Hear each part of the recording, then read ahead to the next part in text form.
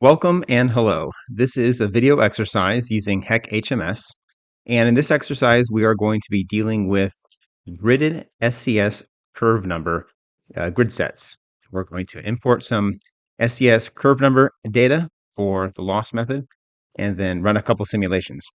All right, what I have on the screen here is the web page that we're going to use to download the initial files and then follow the steps.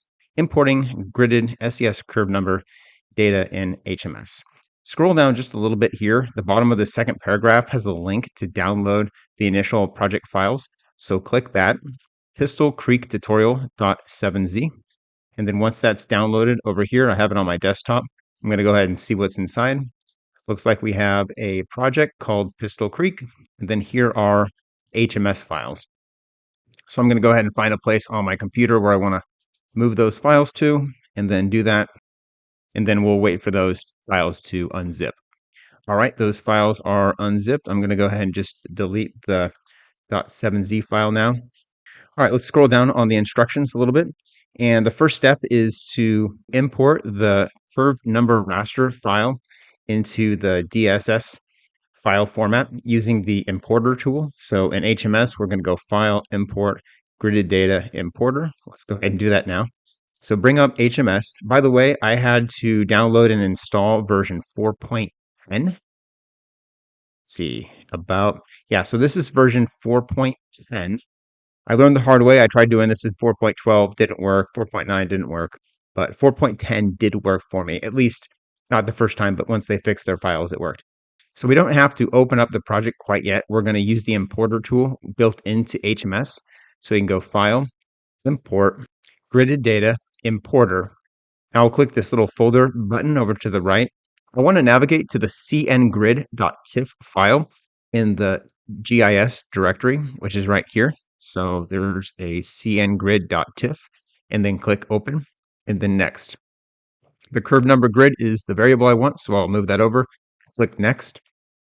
Now for this step, we have the option to select a clipping shapefile. We don't need to do that, but we do want to select the SHG projection, so that's good. And then we're going to select 50 meters for our cell size, so a relatively small discretization. All right, next, click Next.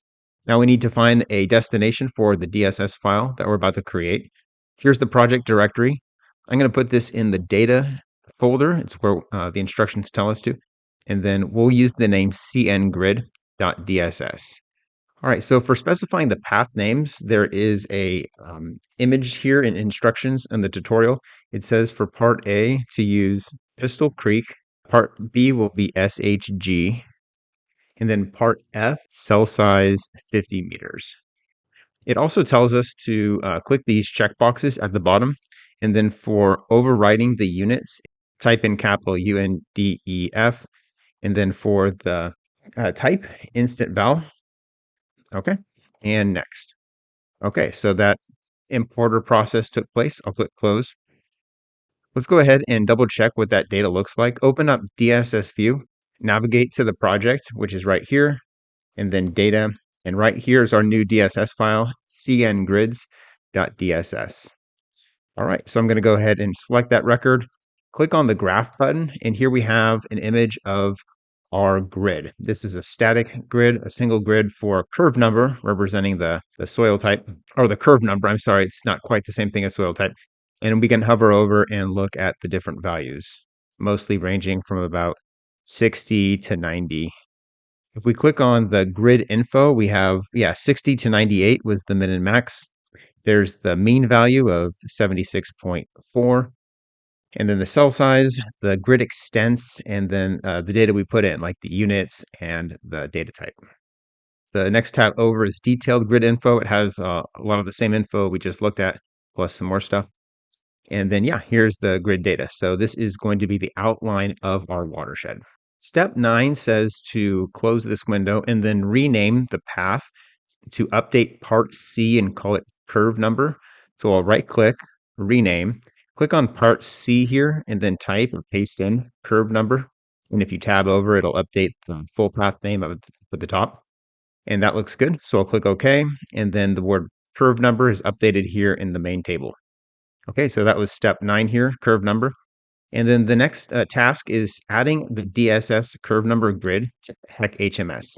This is where we want to open up this Pistol Creek tutorial project using our version 4.10. And it's a mostly completed project except for the few steps that we're going to set up. So let's go ahead and go back to HMS. Now it's time to actually open up the project, browse. This is the project right here, Pistol Creek tutorial. So I'm going to double click on that and then click on the .hms file and then select. Here it's telling us we need to convert from 4.9 to 4.10. So click convert and looks like we're up and loaded. I'm going to click on the basin model here just to see what it looks like. Here we have our sub-basin. It's one sub-basin and one sink. Those are the two hydrologic elements here in our network.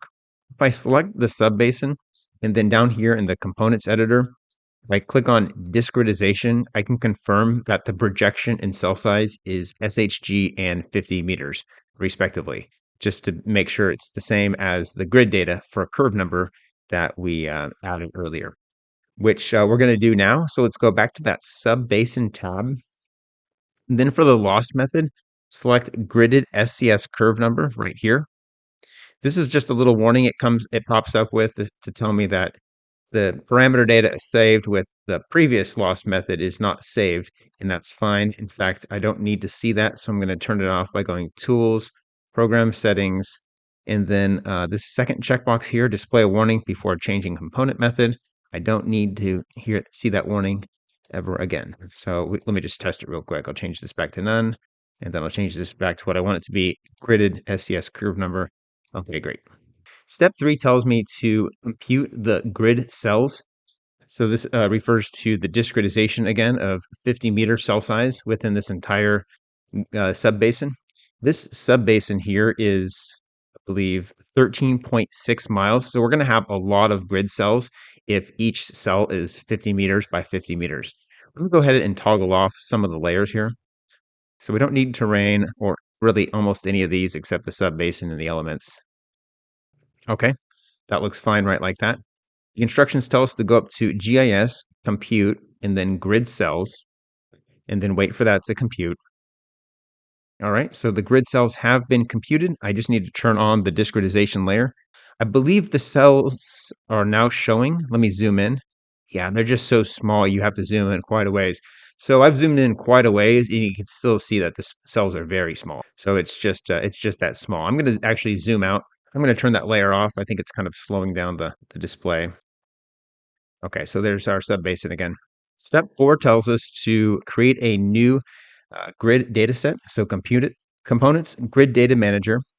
We already have a precipitation grid set, but we want to select the SCS curve number right there, new, and then we'll call this Pistol Creek and then click create. We can close that now. We'll go to the grid data, expand our Pistol Creek grid set. This is an SCS curve grid. Now what we want to do is navigate to our data directory. Here is the project. Here is the data directory. And then here is our cngrids.dss. Now we need to select the path. There's only one path right here. So there it is, set path name, and I'll save that. Step 6 says that once you click OK on the SCS curve number grid, we need to assign it to our loss method associated with the subbasin. So I'll click on the subbasin up here in the Watershed Explorer to bring up its data here in the components editor. I can also do the same thing by just clicking on the subbasin in the map, same thing. And we've already selected SCS curve number grid for the loss method. Now we need to click on the loss tab and assign the curve number grid as that Pistol Creek grid that we just created and assigned. We're ready to run the simulation. We're on step 7 now. So go up to the top menu and click on April 2017, and then click the compute button right here. If you don't see the compute toolbar, you can go up to view toolbars and then compute. That's how to toggle the toolbars on and off. All right, it's running. All right, let's go ahead and check out some results. I'm going to select the subbasin right here and then click on the outlet graph button. So we have a hyetograph on top and a hydrograph on the bottom showing precipitation and runoff. That looks good. All right, that was the example for the gridded SCS curve number. Setting up a non-gridded curve number simulation. So we've already done the gridded version. If we want to do a non-gridded version, we can go ahead and start with step 1. This is starting the step numbers over. Copy the Piston Creek Basin model and then name it Pistol. Step 1 says, okay, so it says piston in the instructions, but I think it means pistol. All right, so we'll do that. It's the only basin model there is, so I'll just create a copy and then Pistol Creek lumped CN and then copy that. So before I get confused, I'm going to collapse the Pistol Creek and then expand Pistol Creek lumped CN and then bring that to screen. So here's my basin model that I just created. Step 2 tells us to select the subbasin, and then for the loss method down here in the components editor, change this from gridded SCS curve number just to SCS curve number. Step 3A tells us to click on the components menu and then grid data manager and then SCS curve number grid. We already have Pistol Creek, so I'm going to click new and I'm going to name this CN underscore geotiff and then create and close. All right, here is the new SCS curve number grid. It's empty right now. All we've done is create it. Now we need to define the data. So down here in the components editor, what I'm going to do is for data source, I'm going to select geotiff. And then for this file name, I'm going to click on the file folder and then navigate to the cngrid.tiff file. And that's going to be in the GIS directory. Here's the project. Here is the GIS directory. And then here's that cngrid.tiff. Okay, so I'll click open. I'm going to leave the units as none and then save. All right, so after that's been closed, our instructions here on step C, this is what, 3C, says to go up to the parameters menu and click on loss and then SCS curve number. Next, it tells us to click on the calculator button right here. And then what we want to do is select the field at the top to be curve number. This is what we want to calculate. And then what we want to do for our calculation of the curve number is to select between there's the stats and then there's the grids. We want to select the grids tab down here. And then we want to select curve number CN geotiff grid, which is this one right here. Double clicking it will insert it into our equation right here. Once we click calculate, the program will compute the area average curve number value by intersecting the raster with the subbasin polygon. So I'll click calculate, and that ran. It says 77.6, and that's the value that we're going to use in this in our second simulation for the non-gridded curve number simulation. So I'll click close, and then click apply, and then click close again. Step 4 tells us to create a new simulation. Actually, we're going to copy the previous simulation. So if how to copy a simulation, there's a few ways to do it. You can come up to the compute tab here, expand the existing simulations, and then just right click, create a copy, and then give that copy a name. And then boom, we've got our second simulation right here. Step 5 says to run the simulation, the new one, but it never tells us to actually change the basin model. So at least in the current instructions. So I'm telling you, go ahead and change this basin model, oops, right here, to use the new basin model, which is right here, Pistol Creek lumped CN. And then everything else is the same. We're going to use the same precipitation and then the same control specification and so on. All right, now we're ready to run that simulation. So let me go ahead and get my basin map back up onto the screen here. Okay, there it is. Select our new simulation and then click run. All right, the last step here is step 6. It's to compare the results. Let me just go ahead and look at the results for this subbasin by itself, and then I'll compare with the gridded version. So I'll click on the graph button, and here we have the hyetograph as well as the hydrograph. It's kind of hard to tell, so let's go ahead and check out the results comparing both simulations. We'll click on the results tab over here and then expand. Then I'll click on both my simulations, and then let's expand the sync element. And then for the outflow data, I'm going to select that, hold down control, and then click outflow again. It looks like almost the exact same data, but if I click on this plot here, we can now get a better view of it. I've updated the colors to a bold blue and red line, which is here's blue and then here's the red. So they're very much on top of each other. Very close data here. So I zoomed in a little bit so we can see that there really are two lines here, but the gridded and non-gridded simulations for that curve number was almost identical. Just to do a little sensitivity analysis, we can see just how much that grid number affects things. Since we're already in this non-gridded basin model, let's just change that number from, what was it, 77.6. Go to the loss tab. What if we just changed it to say 75.0? So we're changing the curve number 2.6. Let's see what that looks like. First, I have to run the simulation. This is not in the instructions. This is just me being curious. All right, that simulation is done.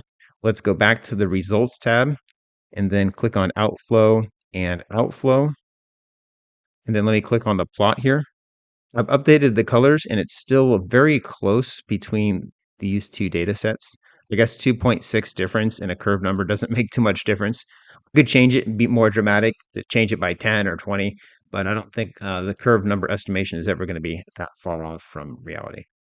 All right, well, that was it for this exercise. We created one SCS curve number grid dataset in DSS view and then imported it to our HMS, ran a simulation, and then ran a similar simulation without using the gridded format, just a single CN number as an area average for the entire subbasin.